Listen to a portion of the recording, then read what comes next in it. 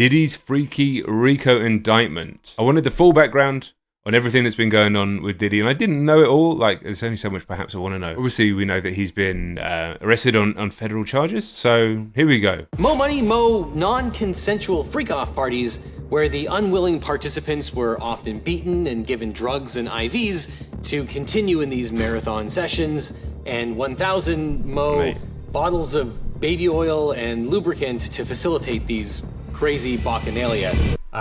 Yeah, these allegations are bad. Yeah, 12 months ago, Mayor Eric Adams gave Diddy the key to New York City. Shit. That's fucking wild, dude.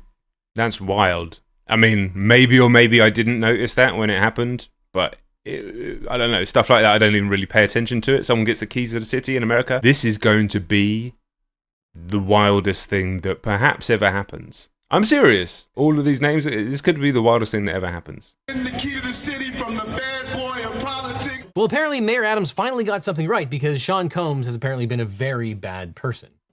Sean Combs stood in Times Square and was handed a key to New York City. Today, he's been indicted and will face justice in the Southern District of... What is that Hogwarts tie he's wearing? After months of speculation, the Department of Justice has charged Combs with sex trafficking, racketeering, and interstate prostitution. Yes, Sean Combs, aka Puff Daddy or P. Diddy, may be facing up to life imprisonment for his alleged crimes. Now, our last video on Combs detailed the reasons why federal agents from Homeland Security joined with local law enforcement to raid his Los Angeles and Miami properties in what turned out to be a sex trafficking investigation. The evidence seized in those raids forms the basis of this indictment. Assistant U.S. Attorney Damian Williams said, The indictment alleges that between at least 2008 and the present, Combs abused, threatened, and coerced victims to fulfill his sexual desires, protect his reputation, and conceal his conduct. I mean, that's a really long time. It's like 16 years. But there's no way there's not another decade on top of that, is there, realistically? The indictment comes on the heels of several people filing lawsuits against Combs for allegedly beating, drugging, and forcing women to perform sex acts, which were sometimes recorded. Combs denied the allegations, but as more lawsuits were filed, evidence started to leak out. CNN obtained a 2016 hotel surveillance video showing Combs violently grabbing, shoving, dragging, and kicking his then-girlfriend Cassie Ventura down the hall. Combs Jesus Christ, man. My behavior on that video is inexcusable. I take full responsibility for my actions in that video. I went and I sought out professional help. I had to go into therapy. Sure, he's sorry now, but the Cassie video seemed to be the tipping point. The Department of Justice said the video of Combs assaulting Cassie was part of a pattern of conduct where Combs forced women to participate in sex acts with commercial sex workers. The indictment also says Combs went to great lengths to cover up his crimes. For example, quote, when a member of the hotel security staff intervened to help Cassie, Combs attempted to bribe the staff member to ensure silence. And all that brought us to this moment. Right. Combs was How many times has he done that? That must have just been like, that's not even a special move. That's just like one of his standard attack moves. If he was in a fighting game, this is a standard light attack, bribe. Arrested on several counts: racketeering conspiracy, sex trafficking by force, fraud or coercion, and transportation to engage in prostitution. Now, of course, as always, these are only allegations. They have not yet been proven, and Combs maintains that he is not guilty and the government still needs to prove its case in a court of law. But the first count is for RICO conspiracy. RICO is the federal law that was originally designed to combat organized crime. It allows for both criminal and civil actions against individuals or organizations engaged in a pattern of racketeering activity. Racketeering can include... All of this stuff is super useful, personally, I find, to have clarified, because obviously I am in England. Things are slightly different over here, just in terms of, like, you've got the federal and just the normal law enforcement, I guess, over in the States. So, R. Kelly, yes, R. Kelly. To prove a RICO violation, the prosecutor must first show that the defendants had an enterprise, and an enterprise is any group of people associated with each other for a common purpose. Second, there needs to be a pattern of racketeering activity, which means at least 2 acts of racketeering within a 10-year period. These are known as... So here we go. I mean, look, it needs an enterprise. So this could be any group of individuals associated together for a common purpose. It has to have that. So clearly they have evidence. And the indictment says that, quote, the Combs enterprise consisted of Sean Combs, aka Puff Daddy, aka P. Diddy, aka Diddy, aka PD, aka Love, the defendant, entities with... Should be put in prison just for all those names. The indictment claims the purpose of the enterprise was operating a global business in the media entertainment, and as part of that goal, the enterprise devoted itself preserving, protecting, promoting, and enhancing the power, reputation, and brand of Sean Combs. The indictment says Combs demanded, quote, absolute loyalty, and the people involved in the enterprise sought to enrich themselves, and Combs rewarded, through quote, acts of those who violence and demonstrated threats. loyalty to Combs and willingness to Yeah, conceal look. Securing absolute loyalty, he's highlighted, of course, brilliantly put together video, by the way, including through acts of violence and threats. So I guess that's just implied by absolute loyalty. The road to the bag is definitely tied to your team and the company that you keep. If you are surrounding yourself with different energies that's not on the same wavelength as you, if they not praying for you, inspiring you, supporting you, or showing you a better way, remove them immediately. As to the third element, according to the government, Combs was the leader of the enterprise, and he directed his associates to... That's just a fairly harmless bunch of basically platitudes that anybody who's been successful could say. But given the context, terrifying. Combs then used force, threats of force, and coercion to cause victims to engage in extended sex acts with male commercial sex workers that Combs referred to as, among other things, freak-offs. Now, these next allegations are pretty graphic, so you might want to skip ahead to this time code if it might upset you. We're here for the information, dude. Combs apparently recorded these freak-off sessions. The indictment says the freak-offs sometimes lasted for several days in a row. Quote, during freak-offs, Combs distributed a variety of controlled substances to victims, in part to keep the victims obedient and compliant. Sometimes unbeknownst to the victims, Combs kept video he filmed of victims engaging in sex acts with commercial sex workers. After freak-offs, Combs and the victims typically received IV fluids to recover from the physical exertion and drug use. They get fucking hooked up to an IV afterwards. Pull this off, Combs needed the cooperation of dozens of people. And the indictment says just about everyone in his orbit was in on it. Quote, supervisors, security staff, household staff, personal assistants, and other Combs business employees. These employees were responsible for the logistics. Dude, I thought that said stocking the hotel rooms for the advanced freak-off supplies, like the high-level freak-off supplies. It didn't say that. I shouldn't scan read. Booking hotel rooms, setting up lighting, stocking the rooms with lubricant and linens, arranging travel for the victims, and delivering IVs and cash. Now, you're probably wondering whether these people could face charges for participating in these events. Yes, I was. We'll hold that thought because we'll get there. Okay. But during the freak-offs, the victims were subjected to serious physical abuse, including punching, kicking, dragging, and having objects thrown at them. At times, their injuries took weeks to heal. And Combs maintained control over the victims. The fact that this is taken to this point to come out, and I know that it's not been proven yet, but the fact it's taken this long to come out with that many people who must have known what was going on is fucking wild. Physical there it is, the 1,000 balls. Career opportunities, granting and threatening to withhold financial support, and by other coercive means, including tracking their whereabouts, dictating the victim's appearance, monitoring their medical records, controlling their housing, and supplying them with controlled substances. Jesus Christ. I mean, think about, like, the 1,000 bottles thing is funny. It's grim, but it's funny. But, like, dictating the victim's appearance, monitoring their medical records, controlling their housing. I mean, this is, like, genuine, deep-level trafficking and pimping. When the FBI raided Combs' Florida and California properties, they seized various freak-off supplies, including narcotics, and more than 1,000 bottles of baby oil and lubricant. Now, the predicate offense is the illegal activity. You can't do the video without saying that part. That is the foundation or the first crime in the chain of another crime. This guy's my guy. The indictment lists dozens of state and federal crimes that were cited as foundations for the RICO conspiracy charge. Quote, members and associates of the Combs enterprise engaged in and attempted to engage in, among other activities, sex trafficking, forced labor, interstate transportation for purposes of prostitution, coercion and enticement to engage in prostitution, narcotics offenses, kidnapping, arson, bribery, and obstruction of justice. Awesome. The arson allegation stands out because that probably involved Kid Cudi.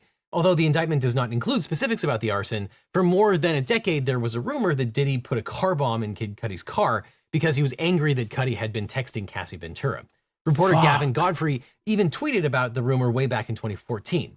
In 2023, Cassie alleged that, quote, in February 2012, during Paris Fashion Week, Mr. Combs told Miss Ventura that he was going to blow up Kid Cudi's car and that he wanted to ensure that Kid Cudi was home with his friends when it happened. Around that time, Kid Cudi's car exploded in his driveway. And after the Ventura lawsuit became public, Cudi confirmed that the rumor...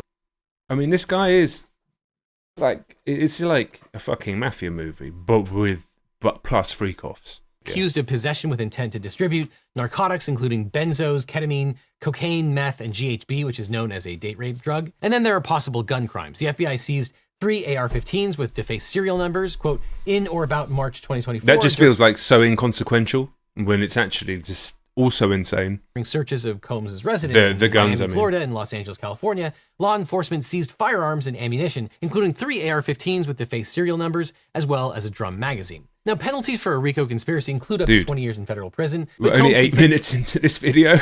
Fuck. Face an even longer term due to the underlying predicate crimes, sex trafficking and prostitution, among others. The government is seeking forfeiture of any assets or property derived from or involved in the criminal enterprise. But that raises the question, why RICO at all? There's lots of illegal stuff that's illegal on its own here. Well, the obvious answer is probably the statute of limitations. A lot of the alleged conduct took place decades ago, where the statute of limitations has passed. So while the prosecutors couldn't charge it as a crime straight up, they can use it as a predicate act as part of a RICO enterprise. Now, obviously, if you're accused of leading a RICO enterprise, you'll want a good lawyer. But if you want a great lawyer, my law firm, the Eagle Team, can help. You need the Eagle Team.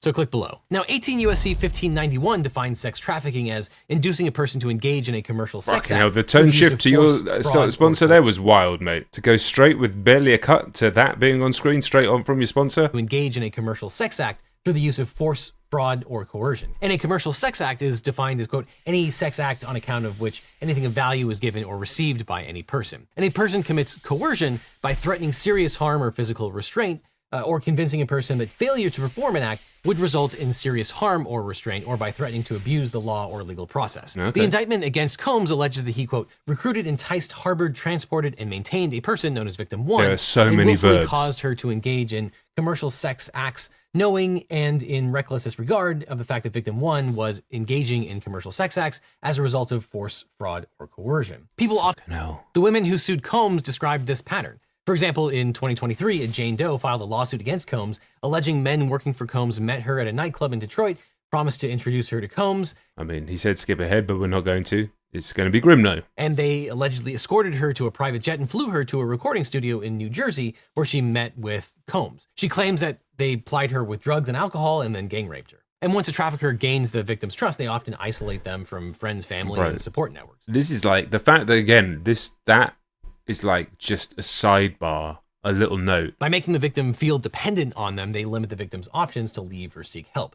Cassie Ventura's lawsuit described this scenario. She met Combs when she was 19 and he was 37. Quote, within months, in February 2006, Miss Ventura signed a 10-album deal. A 10-album deal? Man, that's like a fucking Chelsea player contract. A 10-album deal? God knows what the terms of that deal are. You were bad boy for life. I wanted, Cassie to...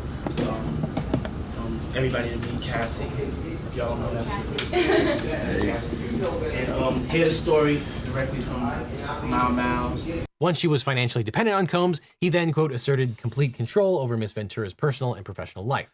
Ventura alleged that she was trapped by Mr. Combs in a cycle of abuse, violence, and sex trafficking. This indictment doesn't name the victims, but it does say that Combs engaged in this sort of pattern of abuse, in that he manipulated women to participate in highly orchestrated performances of sexual activity with male commercial sex workers. There's so much that you start to become desensitized to the horrors that he's speaking about. This is going to be the maddest period, perhaps of all time, for Hollywood. I mean, the fallout of this, even if the only one that goes down is Diddy, which I'm sure is not going to be the case, and more people, they're not going to be able to help themselves, are going to start talking.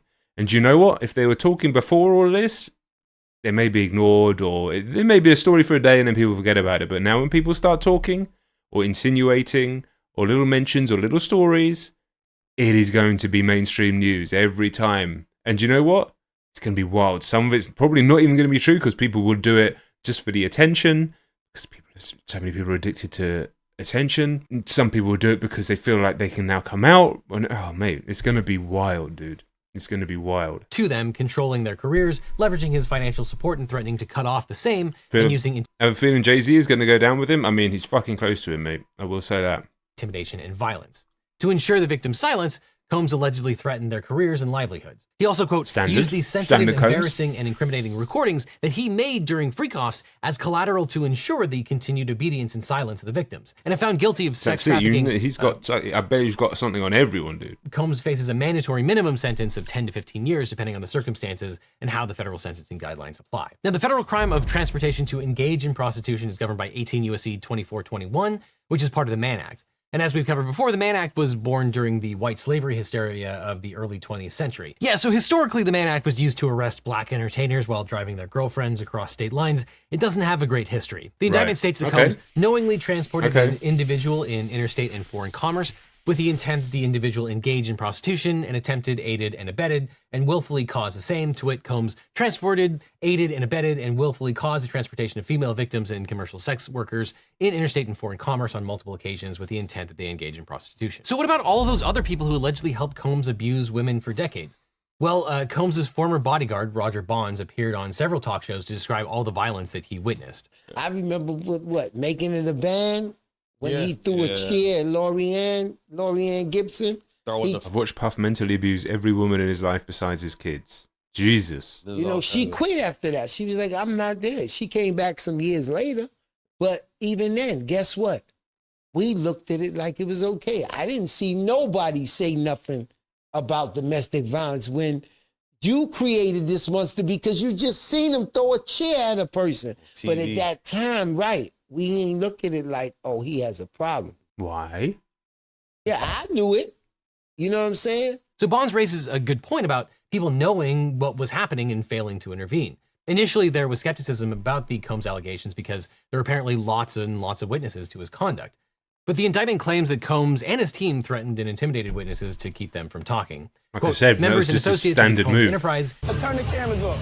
You disrespectful. You and your corner.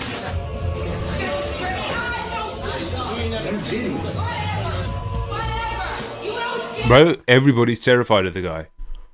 Everybody's terrified of the guy, because I tell you what, this is a weird sentence I never thought I was going to say, but here we go. If you're in a room full of people, even if you're their boss, and he threw a fucking chair at somebody, a woman especially, but anybody, threw a fucking chair at them and hit them, there would be massive intervention almost every single time, unless everybody in that room is fucking terrified of him. At the core. For various reasons, whether it's violence, whether it's fucking evidence, coercion, whatever the reason. Because that reaction of everybody, they're frozen, dude. You can see they're frozen. And lots of people witnessed this, and the full video might be even more damning. Lorianne Gibson filed a police report, and sources close to Combs said that the argument was just for TV and that Gibson overreacted. But the police evidently bought the story, and presumably they didn't get the unedited video from MTV. And the NYPD did not charge anyone. And that's one of the things that makes this case potentially so galling, is that women reported Combs to the police, and nobody really started talking until women started filing lawsuits. But it's worth remembering that the only reason survivors were able to file lawsuits against Combs was because of a new law in New York. In 2022, New York passed the Adult Survivors Act, which gave victims a 1-year window from November 24th, 2022 to November 4th, 2023 to sue their alleged assailants, even if the statute of limitations had expired. And in this case, the law seems to have worked exactly as intended, because once Cassie Ventura came forward, the floodgates opened. But AUSA Williams issued a warning to other Combs associates. Second, we are not done. This investigation is ongoing, and I encourage anyone with information about this case to come forward and to do it quickly. In other words, if you witness any criminal activity or participation in it, it's better to make a deal with the government right now before it's too late and you get charged. Because apparently dozens of people helped Combs commit these crimes. Because that would be wild, right? Listen, I don't know how this is all going to work, but is it possible? Forgive me, I'm English with very little knowledge of legal proceedings, especially in America. Is it possible that someone's turned states, as they say, like work with the government to talk about shit, and then it goes to trial, and then they get brought out as a witness, but it's like a surprise? Like in a film? If that happens, and it's like Jay-Z, that's going to be the fucking maddest shit that ever happened in the history of human beings. Someone's going to fucking come out there to the witness stand like Stone Cold Steve Austin. Oh my God. I mean, government, but more people could still be charged. And if you look at everything Roger Bonds is saying, for example, I wonder how many other celebs knew. So many. Here he is telling Piers Morgan he witnessed violence against women and never did anything about it. How many times did you personally witness him be violent towards women? Around 4 or 5 times.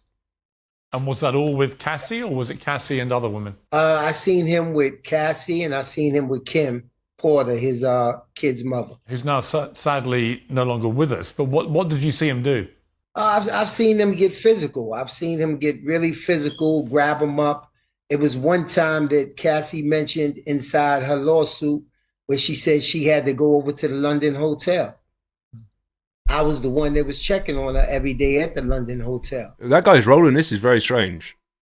Because why is he just out there talking now? I mean, are you not complicit? If you don't get, again, Forgive me. And you guys are watching this on the YouTube one, maybe you can fill me in the comments as well if you don't know here in the chat right now. If he's not working directly, like, with the government or with the feds, the bodyguard this is, why is he just going out and talking about all this shit publicly when he was, like, in the room? Because do not then become somewhat of an accomplice? But I guess if you work with the government and you become a witness, then you might be, you know, like, protected from that. My knowledge of this comes from fucking films and TV, so I don't know. Whoever having knowledge of the actual commission of a felony cognizable by a court of the United States conceals and does not as soon as possible make known the same to some judge or other person in civil or military authority under the United States shall be fined under this title or imprisoned not more than 3 years or both. So if a person has knowledge of a felony and conceals it and doesn't report it to the authorities, that person has committed a crime. Is it still committing a crime if you don't tell the authorities, but you go on Piers Morgan and talk about it? Prosecutors don't charge people under the statute very often, but the indictment claims other people helped conceal the crimes. Quote, on phone calls, Combs and other members and associates of the enterprise, among other things, provided these victims and witnesses with a false narrative of events in an effort to conceal Combs' crimes. Combs caused these calls to be recorded on at least 2 occasions. Oh, so there are recordings, and the prosecutors have them. Bonds and everyone else on Combs' payroll should probably lawyer up. Now, Combs has pleaded not guilty. Yeah. He surrendered his passport in April. His family surrendered their passports as part of the proposed bail package, and he also put his private jet up for sale. Now, notwithstanding, the government wanted Combs held in pretrial detention without bail. Combs argued that some of the allegations in the indictment were from many years earlier, when he was younger and more immature, but the AUSA argued that that was irrelevant as both Jeffrey Epstein and Harvey Weinstein were held without bail based on fucking most horrifying tag team of all time. But Combs' lawyer argued that Combs' case is different from many of those other high-profile trafficking cases because he was not charged with crimes against a minor. He argued, quote, Jeffrey Epstein, children. Keith Rainier, children. We have a substantial bail package. Some family members are here. They love him. A $50 million bond secured by a $48 million piece of property. On August 20th, we paid off the $18 million mortgage. Now, that last detail is pretty interesting because it looks like Combs knew he was being indicted. So in August, he paid off the $18 million mortgage on his Miami home so he could offer the property as collateral for the bond. The home is located on West Star Island, and it was appraised for $48 million. Combs' lawyer argued that his client wasn't trying to intimidate any witnesses, and that he had lots of reasons to contact them. He also said, quote, these toxic relationships were mutual. Now he's trying to be better for the rest of his days. The judge said, and I'm paraphrasing here. I spoke about this before on the previous Diddy video, but his lawyer just has no soul. I know it's the job, and someone needs to be the defendant to these people. But man, couldn't be me, bro. Couldn't be me. I couldn't do it. There has been significant violence and weapons around, also coercion of witnesses. Even gentle coercion can be effective. The type of behavior we're talking about happens behind closed doors. I thank your family members for coming, but I cannot release him. You can find Matthew Russell Lee at theinnercitypress.com. His reports on the happenings what in the GeoCities 1996 type of website is that? Combs proposed that he would imprison himself inside of his Star Island compound without visitors, quote, except for family, property caretakers, and friends who are not considered to be co-conspirators. The problem with this is that it's hard to say which of his friends and employees wouldn't be considered a co-conspirator at this point. Oh! I'm a savage! Whatever I want, I'm going to get! Whatever I want, I have to get! Unsurprisingly, the government took a different view of Combs' history and personal characteristics. Quote, the defendant's years-long use of force and coercion speaks directly... 20 minutes of super professional video and then just threw in your standard YouTuber-style meme moment in there. And the government confirmed that there is, in fact, more than one victim. Quote, to be clear, despite the indictment naming only one victim in count 2, this case is not about just one victim. The government's evidence to date, including the defendant's own communications, demonstrates that the defendant has used force and coercion against multiple victims. Combs argued that the only reason he had recently been speaking with witnesses is because he didn't know he was supposed to stop communicating with them. And the government said Combs has been contacting grand jury witnesses. Quote, the fact is the defendant has personally and repeatedly contacted... The guy is a fucking mafia boss. This is like shit out of a movie. Just openly contacting witnesses, including at least one he himself knew was a grand jury witness. Bruv. Multiple witnesses. I didn't know I couldn't intimidate witnesses. I didn't know I couldn't do that.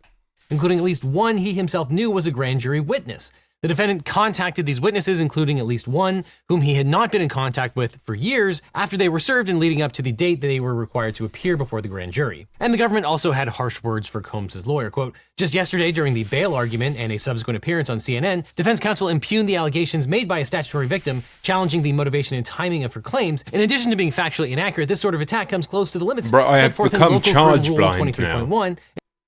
I've become crime blind. He sends it so much in this video. that he's being charged with and accused of, it's actually kind of just going over my head at this point, which is wild because any one of these things individually is insane. It also can be expected to intimidate other witnesses who may feel tremendous pressure not to go up against the defendant. Local Rule 23.1 prohibits attorneys from publicly challenging the credibility of prospective witnesses. The government said the defense counsel's commentary emphasized the huge power imbalance between his client and the victims and witnesses. So not surprisingly, the judge denied bail. He said that the Ventura, quote, video is quite disturbing. He was concerned that Combs might try to contact witnesses through coded messages, and Judge Carter... Bro, how much has this judge seen and heard? That video is quite disturbing. That is a man who knows what he's about to hear, and has also heard and seen a lot of shit. Said that there was an acute risk of witness tampering and that Combs was still a danger to the community. So Combs was sent to the Metropolitan Detention Center in Brooklyn, which has been plagued by horrific conditions and confinement. Damn. Jeffrey Epstein took his own life at MDC in 2019. And the Bureau of Prisons put Combs on procedural suicide watch, a precautionary status because he's a high-profile inmate. The book claims that Combs forced himself on minors and was responsible for 3 murders. Though, of course... Again, just a throwaway line in this video. Forced himself on minors and murdered 3 people. Of course, these allegations are not corroborated, and some of Porter's friends doubt she had anything to do with the manuscript. And it may be unrelated, but many high-profile celebrities in Combs' orbit have been deleting their presence on social media. So we probably haven't heard the last of the fallout. Oh, and she as said for he was hacked, defenses did he? based on what happened at the bail hearing, it looks like Combs is going to argue that the sexual encounters were consensual, and consent is a complete defense to all the sex trafficking charges under Section 1591, unless the victims are minors, which is not alleged here yet. Though we might see a superseding indictment at some point. And for the Mann Act charge, Combs is accused of paying... Superseding indictment, a new indictment brought by a grand jury that replaces a previously filed indictment and changes, adds, or deletes charges and or defendants. Oh, so it's like a retroactive buff to the charges. Okay, I got it. For male sex workers to travel across state lines to have sex with the alleged victims. Kim's Children posted last night that the book is fake. Charge. Fine. But, 1, fine. 2, why is my mic always so wobbly? 3, I mean, there's been a lot going on in terms of witness coercion, threats. We can't take anything anybody says like that now at face value anymore. We just can't, right? We cannot. To get a conviction there, the DOJ only needs to prove that Combs paid male sex workers and that they crossed state lines, regardless of whether the alleged victims consented. So we're definitely going to need a lot of coffee to watch all the dominoes fall, which we can get with today's sponsor, Trade Coffee. Bruv. Because Trade is the easiest way to experience amazing specialty coffee at home. That's wild. And frankly, it's the highlight of my day. And try Bit some sponsors delicious are wild, coffee. aren't they, really? So get your first bag free by clicking on the link below and subscribing. After that, click on this link over here for more Legal Eagle, or I'll see you in court. Bro, I mean, great video. The channel is So Legal Eagle. So yeah, drop a subscribe, drop a like on that video. Legal Eagle. The thing, I'll link the video in the chat if you're watching this on YouTube. You'll see it below. Wild times.